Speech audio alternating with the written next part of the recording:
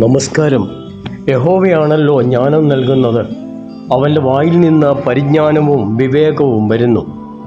ജ്ഞാനം മുത്തുകളേക്കാൾ നല്ലത്, മനോഹരമായതും അതിന് തുല്യമായി മറ്റൊന്നുമില്ല.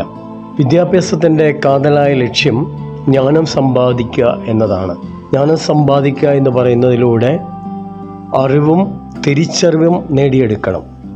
സ്വാമി വിവേകാനന്ദ പറഞ്ഞിട്ടുണ്ട്, വിദ്യാഭ്യാസത്തിൻ്റെ കാതലായ ലക്ഷ്യം മാനവീകരണമാണ്, ഹ്യൂമനൈസേഷൻ പ്രോസസ്. മനുഷ്യത്വ രൂപീകരണം.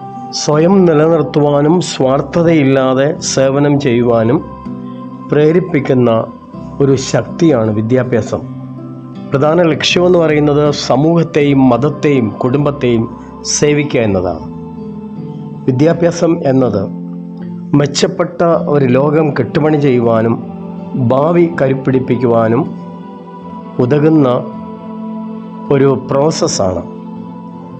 അത് വെറും ഒരു പരിപാടിയല്ല. ബ്രസീലിയൻ വിദ്യാഭ്യാസ വിദഗ്ധൻ ചിന്തകൻ പൗലോ ഫ്രയർ പറയുന്നുണ്ട്, വിദ്യാഭ്യാസം വെറും ഒരു പരിപാടിയല്ല, അത് മനുഷ്യജീവിതത്തിൻ്റെ വംശപരവും ചരിത്രപരവും സാംസ്കാരികവും സാമൂഹ്യമായ എല്ലാ തലങ്ങളെയും തൊടുന്ന ബോധന ശാസ്ത്രമാണ്. മനുഷ്യനെ മനസ്സിലാക്കുവാൻ, അവൻ്റെ പ്രകൃതിയോടുള്ള ബന്ധം മനസ്സിലാക്കുവാനും ഉതകുന്ന ഒരു പ്രക്രിയയാണ് വിദ്യാഭ്യാസമെന്ന് ടാഗോർ പറഞ്ഞിട്ടുണ്ട്. Education is enlightenment. വിദ്യാഭ്യാസം വെളിച്ചമാണ്, ഡിസ്പെൽസ് ഡാർക്ക്നെസ്.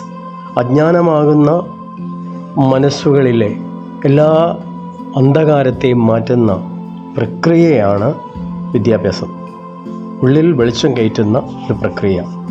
ഈ വിദ്യാഭ്യാസ പ്രക്രിയയിലൂടെ നല്ല അറിവും തിരിച്ചറിവും കഴിവും ഉണ്ടാക്കിയെടുക്കാനായിട്ട് ദൈവം തമ്പുരാൻ സഹായിക്കട്ടെ.